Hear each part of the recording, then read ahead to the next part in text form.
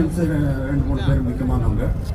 அவன் பால் என்ன பண்ணா, நானே ஓட்டிட்டு வரேன்னு சொல்லிட்டு பால் ஓட்ட ஆரம்பிச்சான்.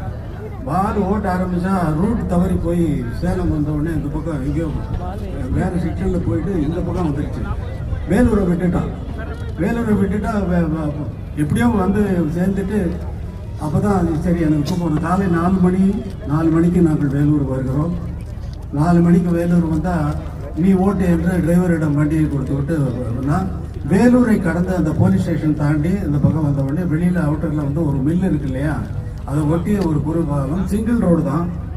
ஒரு 4:30 மணிக்கு இப்படி கிராஸ் பண்ணுறான். அந்த பிரிட்ஜை தாண்டதுக்கு முன்னாடி கீழே ஒரு 40 ஃபீட் இது பள்ளம், கீழே வந்து வீடுகளும் குடிசைகளும் அந்த மாதிரி இருந்தது. ஒரு 4:30 மணி 4:45 இருக்கும். ஒரு சின்ன பையன் குறுக்க வந்துட்டான்.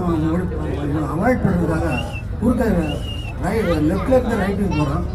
வண்டியை ஒடிச்சு இந்த பக்கம் திருப்பினா ஒரே மணல் ஸ்கிட் ஆகி வண்டி வந்து 40 ஃபீட் பள்ளத்தில் உருளுது.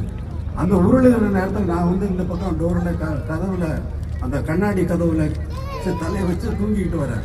முடிஞ்சு பார்த்தா வண்டி உருளுது. உடனே அண்டர்ஸ்டாண்ட் பண்ணிட்டேன், சரி இன்னைக்கு ஆக்சிடென்ட் ஆகுது, வண்டி இப்போ அடிபடும் பார்த்தா வண்டி உருண்டு உருண்டு உருண்டு உருண்டு வந்து 30 ஃபீட் 40 அடி பள்ளத்தில் 4 வீலு மேலே இருக்குது. நாங்கள் கீழே ஆனால் சீட்டு அப்படியே இருக்குது, உட்காந்த மாதிரியே இருக்கு.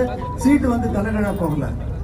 முன்னாடி பார்க்குறேன், இந்த டிரைவர் சீட்டு முன்னாடி சேரிங்க்கு முன்னாடி இருந்த கண்ணாடியிலேருந்து தலைகழா இருக்கு இல்லையா காரு, அதுலேருந்து பெட்ரோல்லேருந்து அந்த பெட்ரோல் லீக் ஆகி அங்கேருந்து அந்த தூசியெல்லாம் படித்து அது பிளட் மாதிரி எனக்கு தெரியுது. ஐயோ முன்னாடி 2 பேர் காலி, நமக்கு என்னாச்சுன்னு பார்த்து கீழே இறங்கி பார்த்தா டிரைவர் சீட்டு வழியாக இருந்த கண்ணாடி மட்டும் உடஞ்சிருந்தது.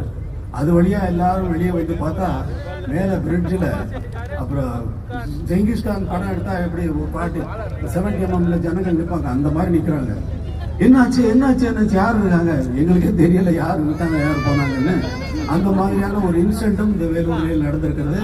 அடுத்த நாள் எக்ஸாமினேஷன் எனக்கு காலி, நான் போக முடியல. அன்னைக்கு எக்ஸாமினேஷன் போக முடியல.